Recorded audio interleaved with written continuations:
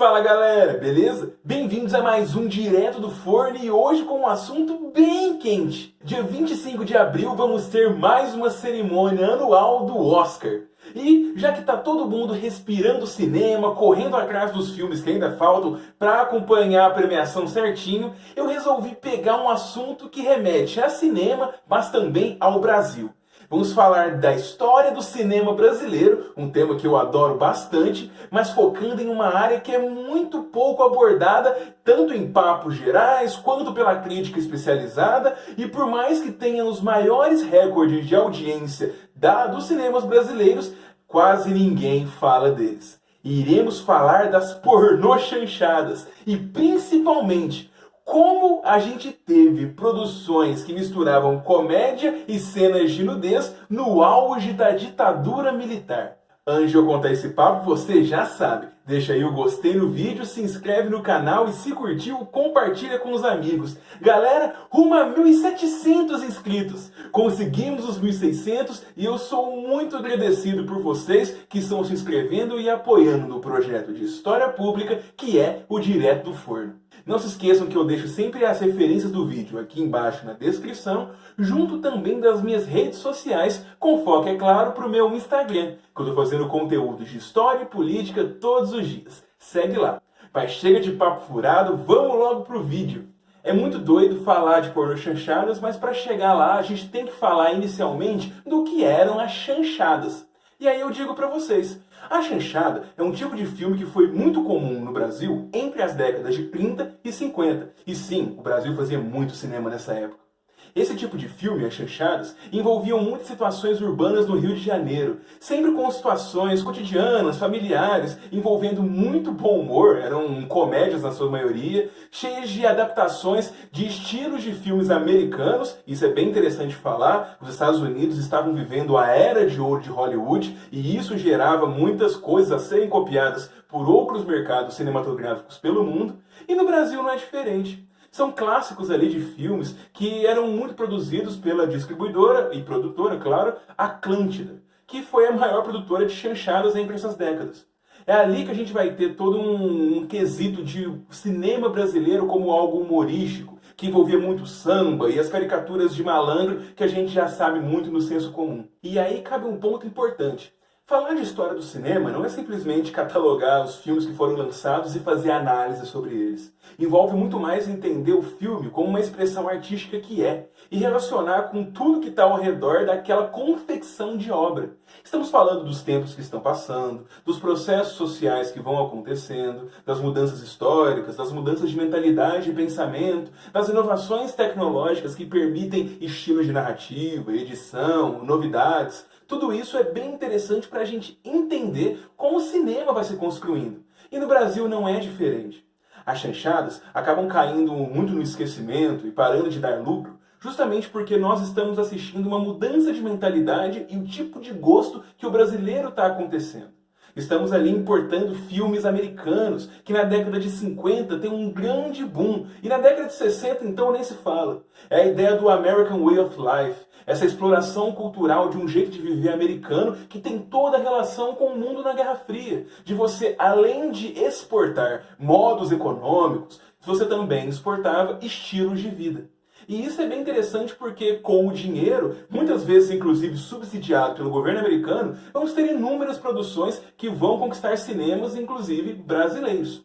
E isso vai fazer uma mudança bem interessante de como o cinema acontecia. As produções nacionais, que antes eram fortemente representadas pelas chanchadas, vão perdendo espaço, os filmes importados ganham cada vez mais força, e o que é feito de cunho nacional acaba tendo uma força muito grande da crítica. Porque, o cinema novo, principalmente o Glauber Rocha, vai fazer críticas pesadíssimas e fazendo filmes que estarão já no momento da ditadura militar. Com o governo Costa e Silva, a partir de 67, e com a assinatura do Ato Institucional número 5, em 68, fica muito mais complicado fazer qualquer tipo de abordagem crítica, principalmente aos moldes mais à esquerda, na arte. E isso está tanto no teatro, quanto nos livros, quanto também no cinema.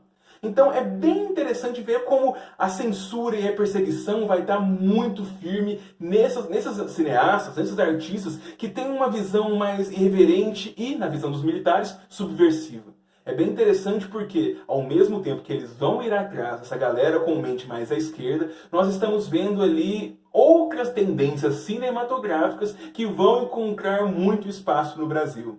Não falando mal do governo, você pode fazer muita coisa. E aí é que vão entrar as pornô chanchadas. As pornô chanchadas, galera, primeiramente não se chamavam pornô chanchadas de primeira. É muito mais um nome que vai ser dado para elas pelos primeiros críticos olhando os primeiros filmes que aconteciam.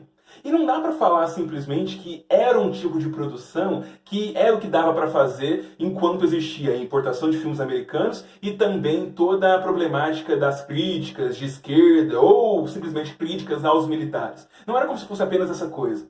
Eles também tinham uma escola própria, com influências próprias. Os pornô chanchadas, os primeiros, principalmente as duas primeiras, que são a Adultério à Brasileira e Os Paqueras, que são de 69, um ano após o AI-5, pegavam muitas influências do cinema italiano, que naquele momento estava cheio de inovações morais, pegando muito do contexto pós-maio de 68, que foi um momento muito forte de revolução sexual, de momento da minissaia e da pílula anticoncepcional, e momentos de movimento hippie lá nos Estados Unidos, assim como também de liberdade feminina, entre vários outros aspectos que possibilitavam esse tipo de incorporação social nas obras de arte, tal como o cinema.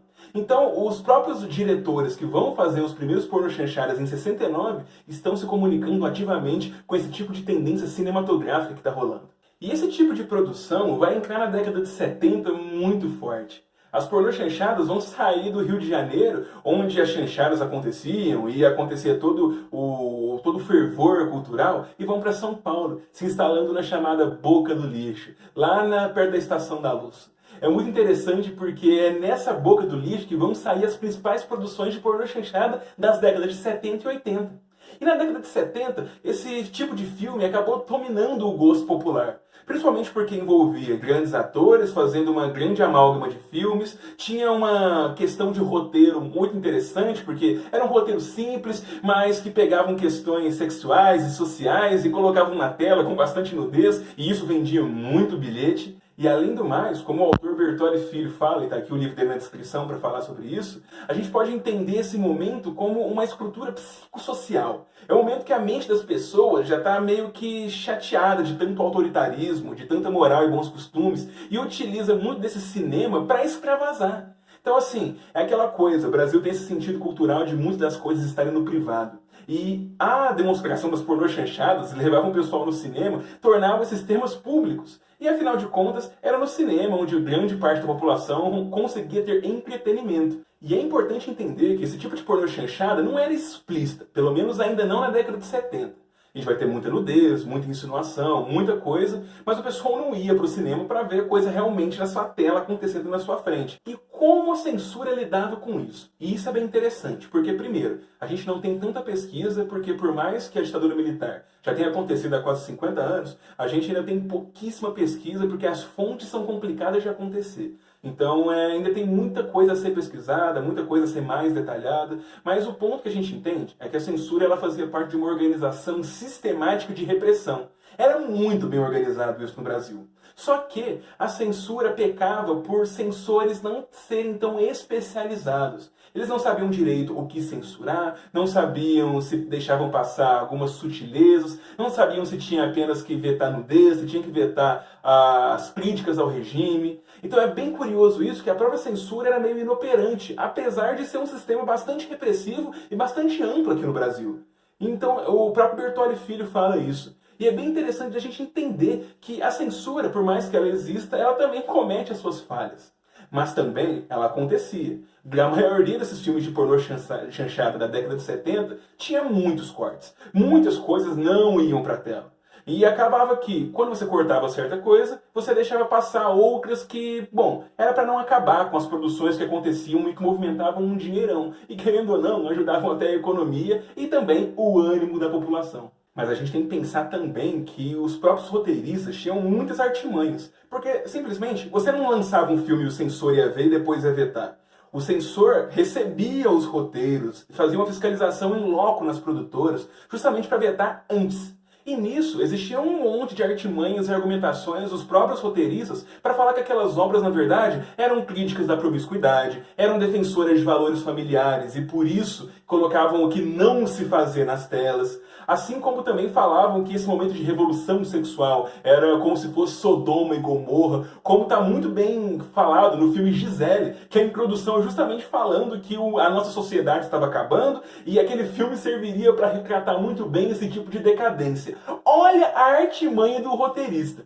Então, assim, acabava que eles conseguiam fazer essas pornochanchadas serem símbolos de moral e bons costumes. Então é muito doido e muito interessante como, quando a gente tem um sistema repressivo, pessoas que querem agir com liberdade acabam construindo um monte de engrenagens para continuar sobrevivendo. E interessante que essa questão de crítica é válida, porque, sim, os filmes das pornochanchadas também faziam muitas críticas aos militares e à ditadura. Vamos ter muito filme falando dos subversivos, da tortura, fazendo denúncia, tudo com um grau de sutileza que muitas vezes a censura não conseguia pegar. Ou acabava cortando uma parte mais explícita, ou alguma parte mais crítica, e deixava passar algumas para viabilizar a produção.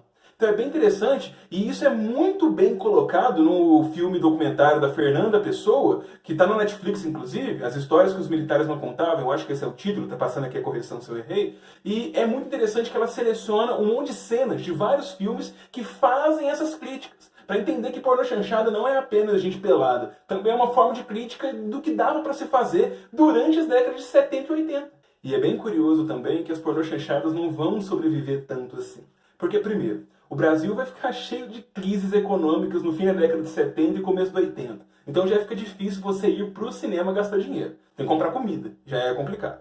O segundo ponto é que a gente vai ter todo um grande aquecimento da Guerra Fria, principalmente capitaneado pelo Reagan, lá, presidente dos Estados Unidos. E ele vai utilizar essa campanha de aquecimento da Guerra Fria, de invasões na América Central, de guerra do Afeganistão frente à União Soviética, justamente aumentando o financiamento de distribuidoras de filmes que representavam esse americanismo. É um momento de Rocky, é um momento de Rambo, é um momento de Top Gun, é um momento de vários filmes que vão ficar muito famosos na década de 80 e vão acabar conquistando os cinemas brasileiros também.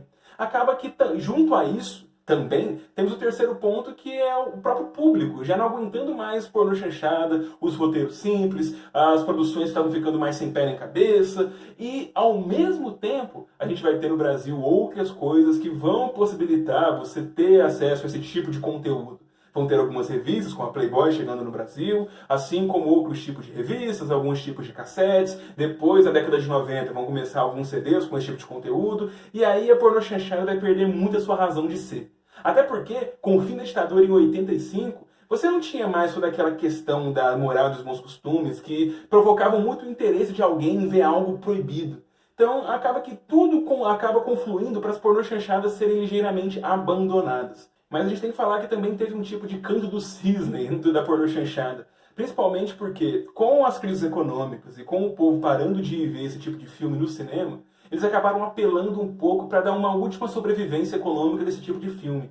E aí é o momento hard da pornochanchada, com realmente sexo explícito.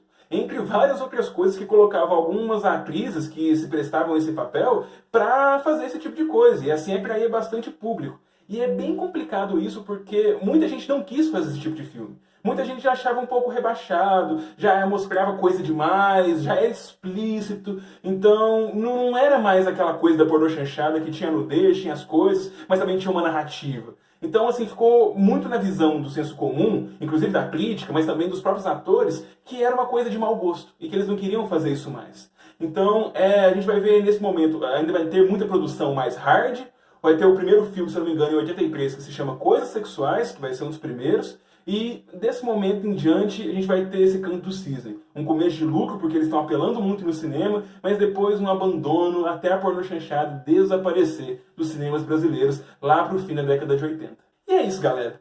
Espero que tenham gostado dessa questão do cinema brasileiro, desse momento que é muito interessante, movimentou milhões de reais, envolveu um monte de atores conhecidos e que a gente basicamente esquece, seja por conservadorismo, seja porque achava os filmes ruins, seja porque prefere outro tipo de filme.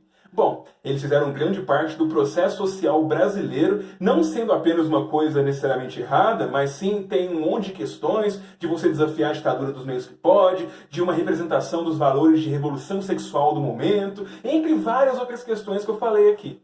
Espero que tenham curtido, vejam os filmes para o Oscar no domingo e lembre-se sempre que o Brasil é muito rico em cinema e que a gente tem mais é que desbravar toda essa obra que nós temos aqui. Se vocês quiserem que eu fale mais de cinema brasileiro, inclusive, coloquem aí nos comentários que eu farei com o maior prazer. Bom, nos vemos agora na segunda-feira com mais um Direto do Forno. Até lá! E dedico esse vídeo ao meu grande amigo JP Campos.